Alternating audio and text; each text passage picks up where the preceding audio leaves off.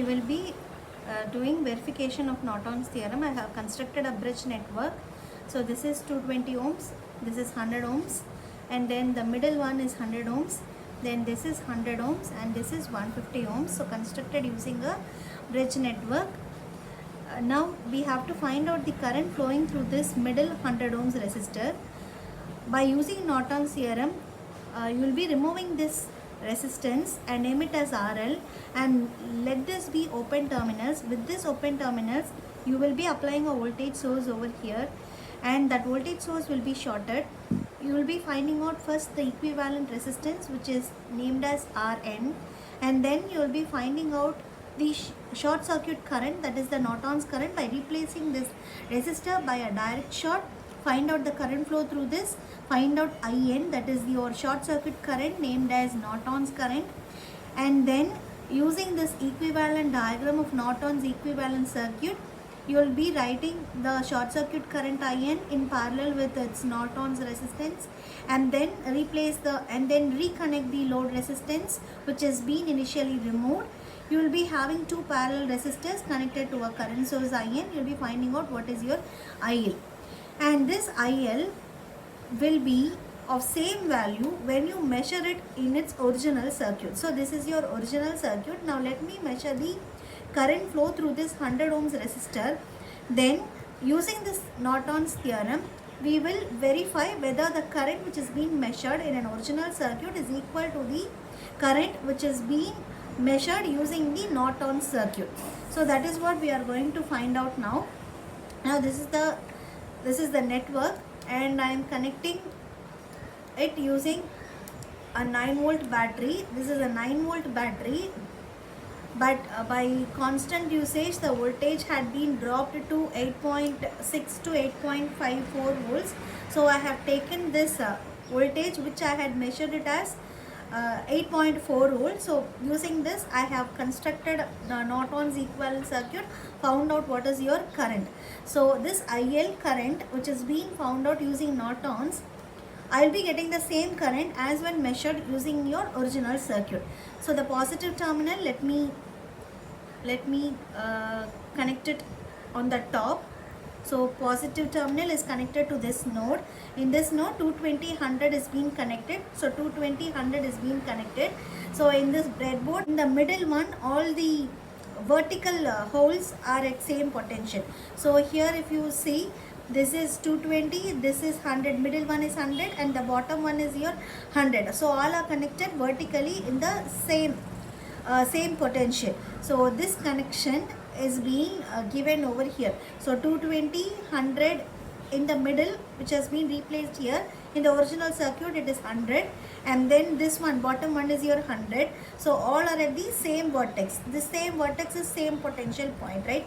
So in the middle of the breadboard, all your vertical dots are at equal potential, and the top and the bottom rows, the serial holes are at the same potential. So serial holes, here 100 ohms is coming, and here 220 ohms is coming. This vertex node at the top, here I am giving the positive side of the voltage, that is your red color wire.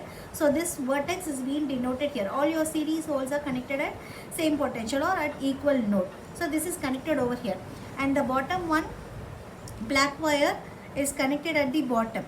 So the top and the bottom series network, series holes are at same potential.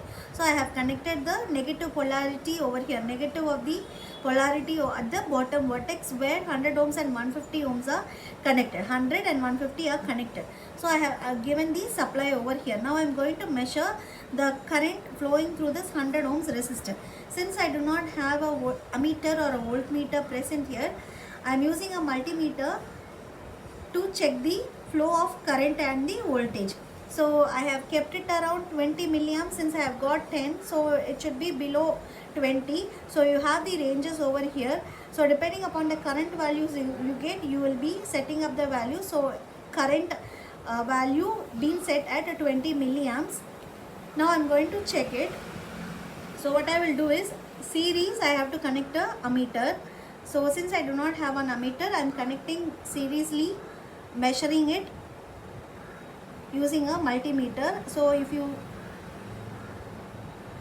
see the multimeter reading, it shows 10.13 milliamps. So what I got in the manual calculation, I got it at around theoretically 10.55. so now practically I am getting the value at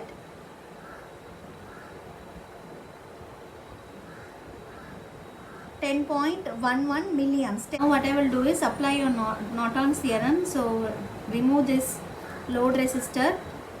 Now replace it with a short.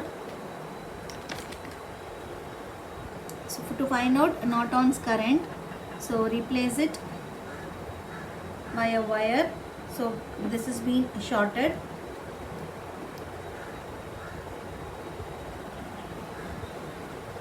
So this is the wire which is being replaced. Now I have to find out the current flowing through this wire. So how do I find out? So remove one terminal here. Find using multimeter.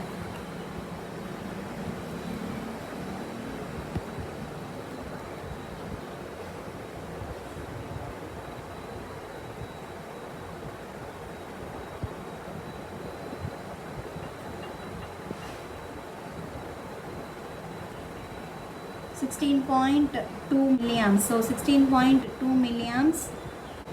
Let me find out the equivalent resistance. So for that I need to replace the battery by a direct short. So short the terminals. Now I am finding out the equivalent resistance. So I have replaced the battery by a direct short. So this is the short. I need to find out what is the resistance through this. So for that, adjust the resistance value to around say 200, keeping it at 200. I am measuring the value of resistance.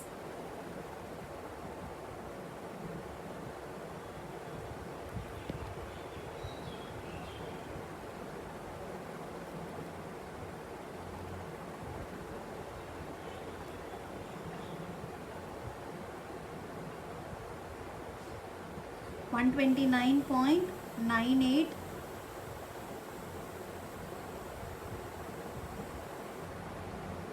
129.4, 129.4 ohms. So this is the Rn I got. So 129.4. So what I got here is 128.75. So practically I got the value as 129.4 ohms. So 129.4 ohms as Rn. And current value I got it at around 16.2 milliamps. And now I have to find out what is your IL. IL, how much I got? I got it at around 10.55. So here I got it, practically I got the value as 10.51 milliamps. So if you check the values of IN and RN, what I got, theoretically it is 18.753. For 18.753 I got the value as practically as 16 point something milliamps. It's almost equal. And for Rn, practically I got it at around 129.4, and theoretically I got it at around 128.75 ohms. So almost it is equal. So practically whatever you do it on the breadboard to find out the current, the same values I get it theoretically. So theoretically, by applying Norton's equivalent circuit, according to current division rule, I'll get the IL value. And practically when measured directly using the 10 ohms, 100 ohms resistor, I got the value at around 10.55 milliamps. So when you do it in an original circuit, in order to find out the current, the same value you get when you apply a theorem. So here, using a original circuit, when you measured the current through this, whatever value you get, when you apply a theorem, the same value you have to get it. So by applying Norton's theorem, I got the same value. So this is the verification of the practical values with your theoretical values, which is being observed, and it is almost being equal, and it is being satisfied or verified successfully.